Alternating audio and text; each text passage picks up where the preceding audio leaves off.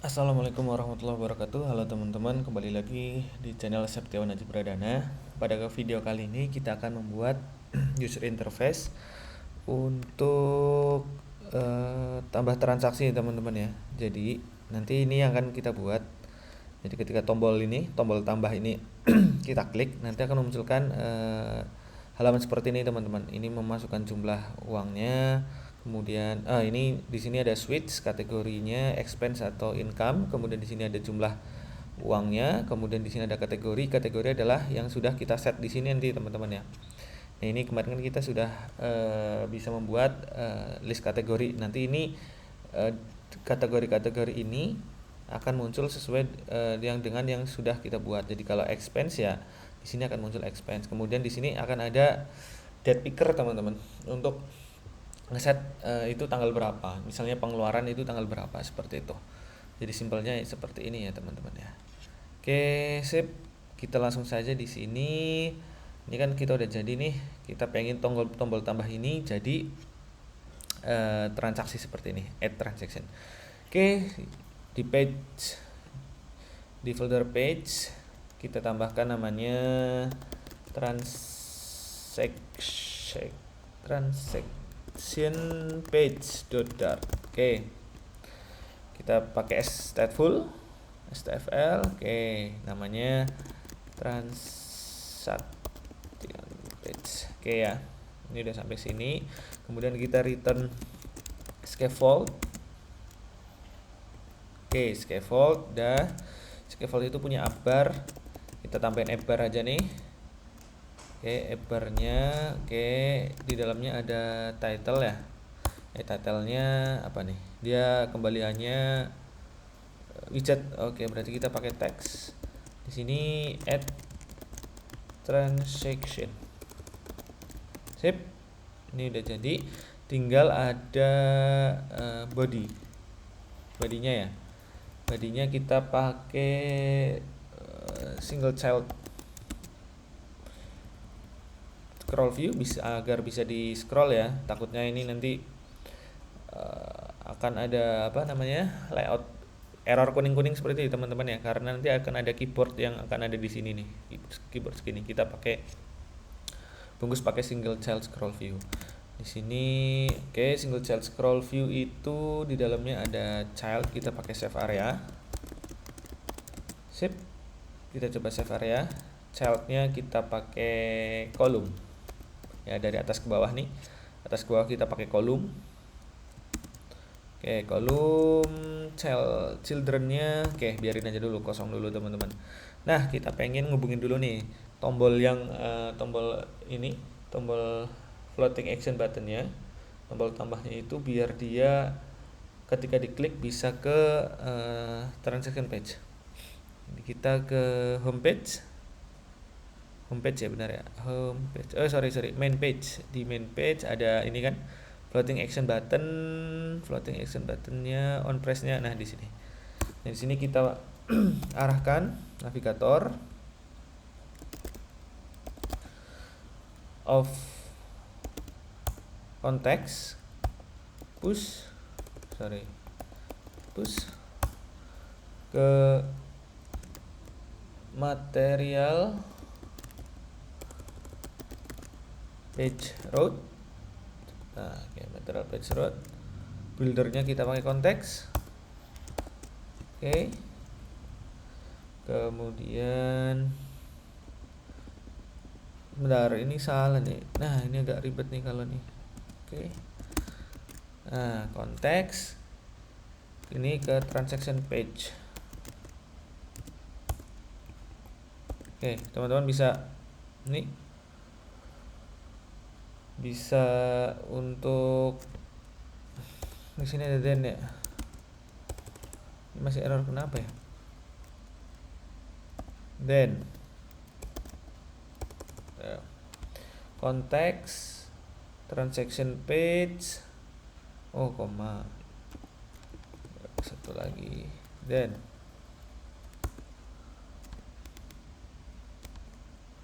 value. Silakan diikuti teman-teman. Ini masih ada error juga nih. Oke, sip, value-nya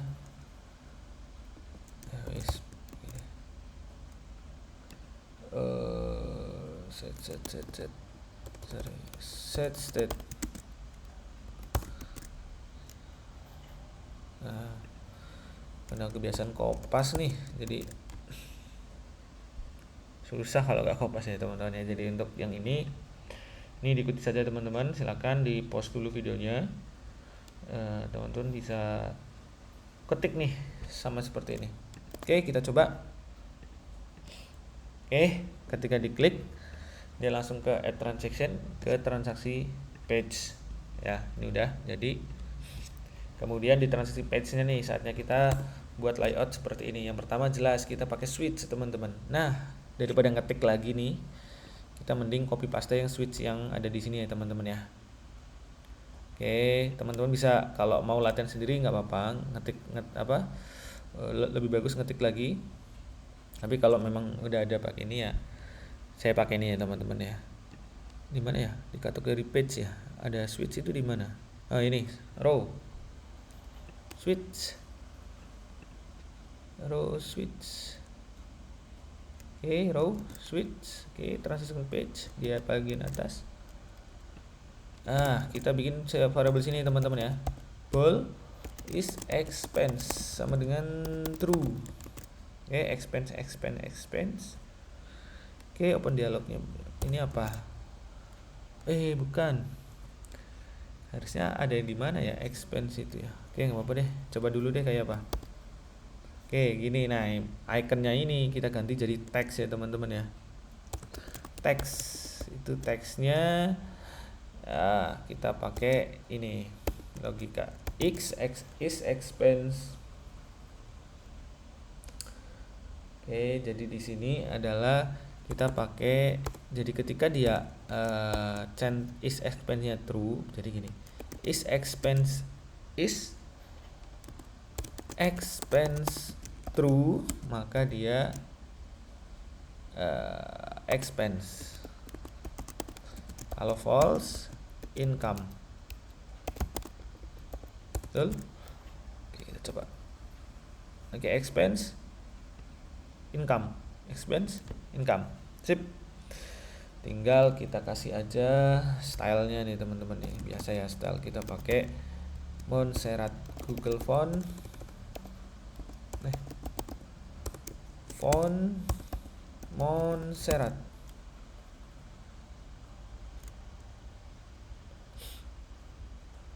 Loading nih.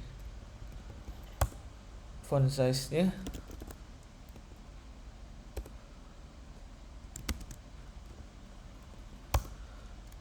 berapa ya? 14. Kita coba.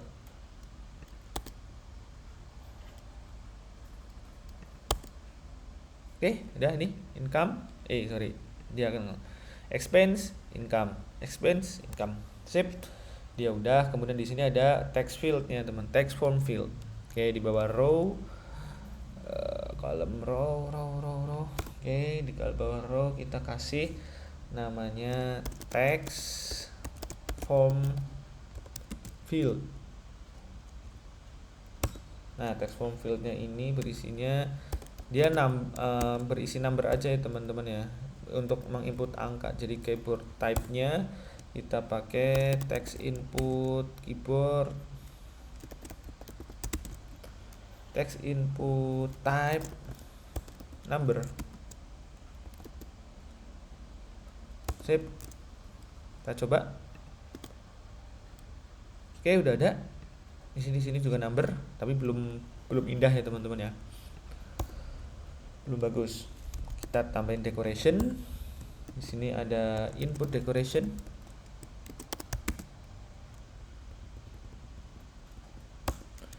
Input decoration di sini ada border. Kita pakai underline ya. Oke, cuma ada bawah doang. Underline input border. Sip, underline input border. Oke, di dalamnya ada underline input border. Oke.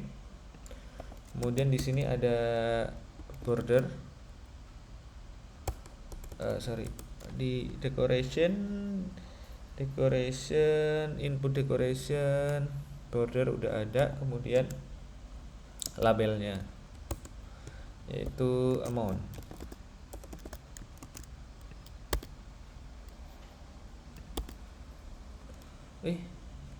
Teks ya? Enggak kok, label teks, sorry teman-teman. Nah, sip, nunggu error. Aduh, titik koma kurang. Nah, udah ada nih, udah bisa nih. Cuma dia masih belum bagus nih tampilannya. Kita bungkus pakai padding ya teman-teman ya. Kasih padding simetrik, biar kanan kirinya aja nih horizontal. 16, kita kasih 16 biasa. Koma. Sip, udah jadi, udah lebih indah. Oke. Misalnya di sini mau kasih size box, boleh. Size box. Height-nya 10.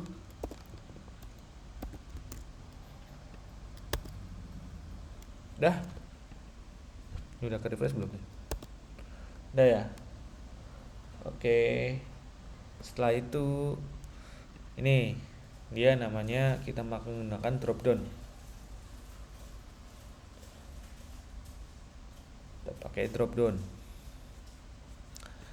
Padding kita pakai drop down. Nah, sebelumnya drop down ini kan kita masih pakai dummy ya teman-teman ya. Kita buat dulu nih. Di sini kan ada apa, makanan dan jajan apa ya. Kita bikin di sini dulu nih. List string. Kita pakai namanya list aja. Nah, pengeluarannya apa aja nih? Makan, jajan, transportasi.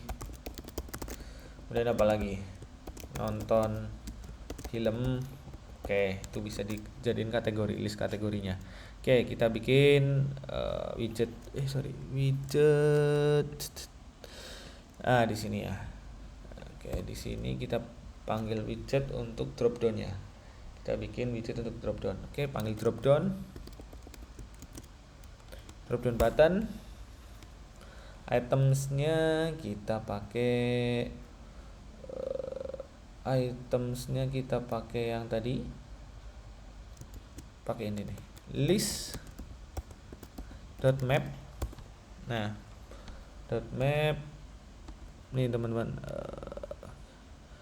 kita ketik manual aja nih, teman-teman bisa ngikutin aja ya.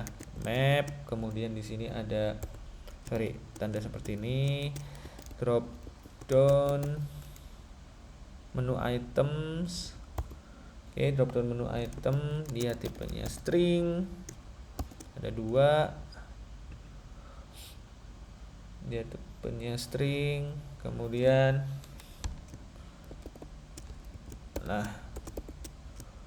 string value.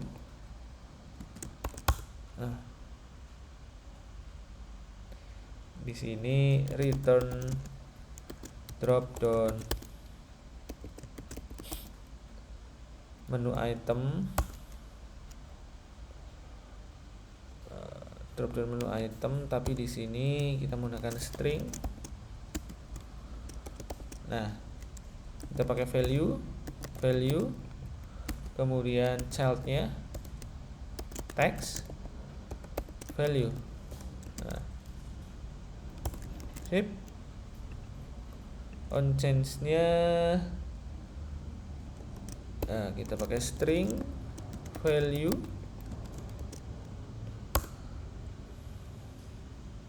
on change set state. Biarin ini dulu. Ini apa yang error nih? Kira-kira apa yang error teman-teman ya? Drop down items, padding udah selesai di sini. Drop down items, drop down. Oke, ini nih, kita coba tambahin ini nih. String. Oke. String, kemudian value, kita coba tambahin value di sini. Nah, sebelumnya yang tadi nih kita tambahin di sini let string apa ya?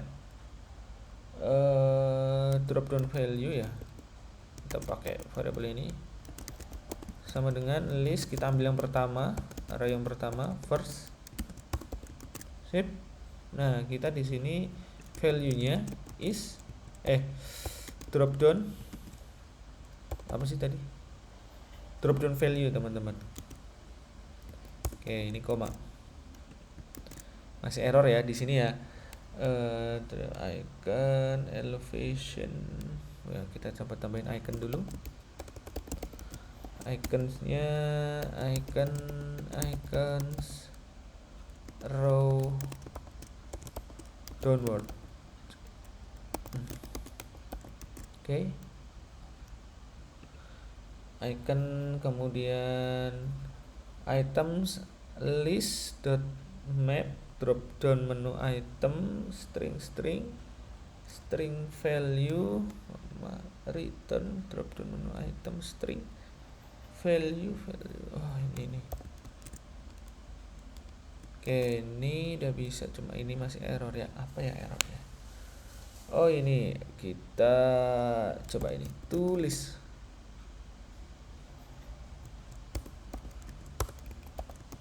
Nah, oke, ini udah kebaca, udah jadi. Coba ya. Makanan jajan, transportasi, film. Oke, udah jadi. Ini bentuknya cuma di tengah ya, kita pengen rata. Jadi kita pakai is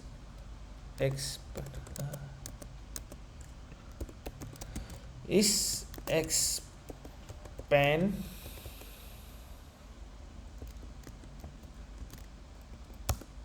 true.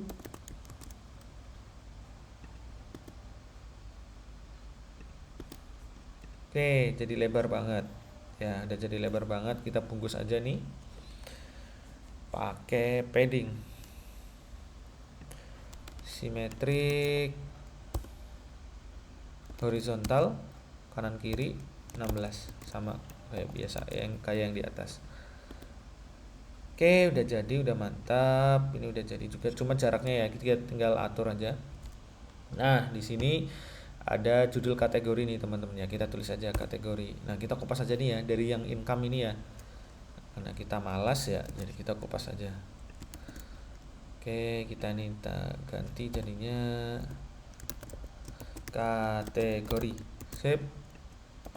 Nah, fontnya pakai 16 biar gede. Sip. Oke, kategori. Nah, cuma dia kenapa di tengah? Ya karena di kolomnya ini, teman-teman. Kolomnya ini kita tambahin di sini. Kolom kan ke bawah, biar dia ke kiri, makanya kita pakai cross. Nah, cross assignment star, dia akan di kiri, teman-teman. Kita coba ya. Tuh, dia di kiri. Tinggal kita tambahin ya, kita tambahin padding. Kemudian all-nya ganti simetrik biar di kanan kiri, horizontal 16. Sip. Tinggal kita tambahin size box. Nah, biasa karena kita malas, kita copy paste ya, teman-teman ya. Berapa? 20. Biar dia agak ke bawah. Sip. Dah. 20 ya. Dah, cukup lah. Jadi di sini ketikan 25 deh. Biar dia agak ke bawah. Oke, ya. Ini kategori ini jadi nanti ketika dia expense maka munculnya adalah kategori dari expense. Ketika dia income, dia akan munculnya kategori income gitu ya. Kemudian di sini ada date picker, teman-teman. Jadi untuk mengambil tanggal. Oke, kita copy aja size box yang ini, yang 25 di bawahnya, biar di sini ada jarak lagi. Kemudian kita panggil namanya date picker. Di sini kita menggunakan text field dulu, teman-teman.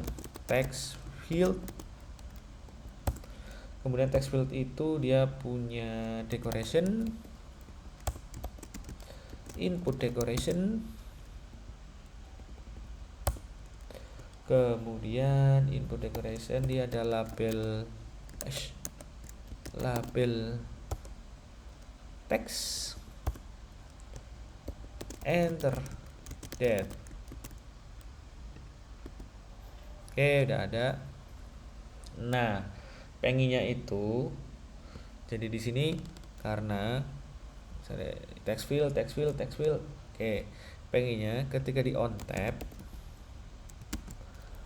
Nah, ketika di on tab itu nanti dia akan membuka tanggalan seperti itu. Nah, sebelum ke sana kita harus, karena ini berhubungan dengan date time ya teman-teman ya, tentang waktu ini ada satu package lagi yang harus kita install, yaitu intl. Ya, teman-teman ke pubspec YML, kemudian ketik intl ini, ambil yang ini sendirian, kemudian versinya udah ada, enter aja, save. Dia akan ngedownload atau konfigurasi di belakang layar. Oke, lanjut lagi nih, ketika on tab berarti kita di sini asing, kita tambahin asing di sini. Nah, di sini nih date time. Oke, date time. Date time. Kita ambil dari yang intl tadi. Nah, oke, sip. Belum kepanggil ya intl. intl. Oke. Apa? Coba dulu aja. Date time, kemudian pick a date.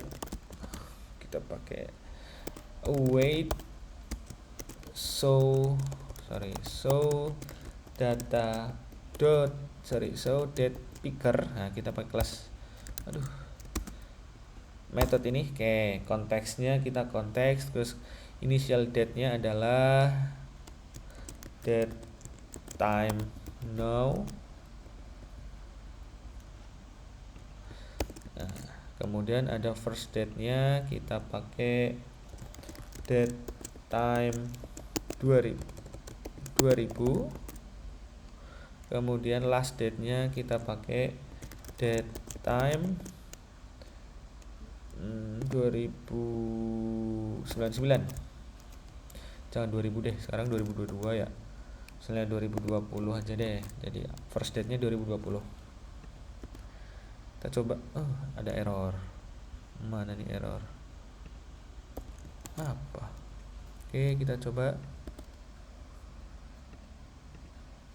Tuh, udah bisa ya. Ketika kita klik, dia akan membuka date time. Nah, coba ya. Ketika kita klik, pengennya kan di 3 nih. Nah, harusnya munculnya di sini tanggalnya. Itu di mana? Oke, kita lanjutkan. Setelah ini selesai, kemudian kita ini if pick date tidak sama dengan 0.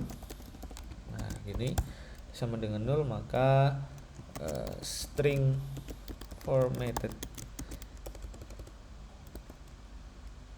date sama dengan, kita ambil nilainya teman-teman, date formatnya kan YYY MDD format pick date.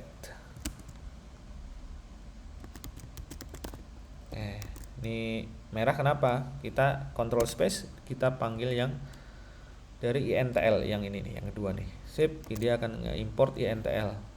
Oke, ini udah nggak error. Sip, jadi sekarang format date itu berupa string. Tanggal yang tadi kita pilih udah diubah jadi string. Terus stringnya ini untuk apa? Ya, berarti di sini kita bikin namanya date controller ya teman-teman ya. Kita bikin namanya text editing controller. Kita namain date controller text editing. Nah, sip, kita bikin ini ya. Kemudian kita pasang di ini. Controllernya apa? Di text fieldnya. Ya, kita pakai yang tadi date controller. Nah, oke, date controller ini berarti kita ganti isinya pakai si formatted date. Nah, gitu. Jadi dia diisi dengan formatted date. Oke, udah. Kita coba. Nah, reload. Oke. 2 November. Tapi di sini masih bisa diubah nih teman-teman. Harusnya kan nggak bisa. Makanya di sini apa ya? Kita coba edit apa ya namanya ya? Read only. Oke, read only. Jadi dia hanya bisa dibaca saja teman-teman, nggak bisa diedit. Contoh ya. Tuh, diklik bisa tanggal 4 November. Sip, cuma dia nggak bisa diedit secara lewat keyboard gitu loh. Dia ketika ini emang on tab aja, on tab memunculkan date picker, sorry, bukan date time. Oke, ini udah jadi. Biasa, ini belum indah nih. Kita kasih padding, symmetry, horizontal 16 ya tadi teman-teman ya. Oke, kita kelihatan lebih bagus. Oke, kelihatan lah ya, agak sedikit lebih inilah lebih enak dilihat ya teman-teman ya. Oke, di sini udah. Jadi kita udah sampai sini ya teman-teman ya. Ini ada drop down, kemudian ada date picker. Oke, saatnya kita bikin tombol yang terakhir nih, tombol save-nya. Padding kita tambahin di sini. Size box, kemudian kita masukkan elevated button, childnya save kan ya, save. Tapi di pinggir. Caranya gimana biar ditengahin? Kita bungkus pakai center, si elevated buttonnya itu ya teman-teman ya, kita bungkus pakai center. Dia udah mulai di tengah. Sip, kita udah jadi. Sampai sini coba nih kita back lagi. Nah, user interface-nya ini aja ya teman-teman ya. Ini kemarin ini sudah bisa nambah kategori. User interface-nya gini-gini aja. Jadi ini kita sudah selesai untuk user interface. Saatnya kita mulai ke arah CRUD-nya untuk penyimpanan data di local database. Oke, ini udah jadi kategorinya. Kemudian nanti kita masuk ke logic-logicnya ya teman-teman ya. Data simpan datanya, showing datanya seperti itu ketika ngupdate seperti itu. Oke, sampai jumpa lagi di part video selanjutnya. Semoga ini bermanfaat. Assalamualaikum warahmatullahi wabarakatuh.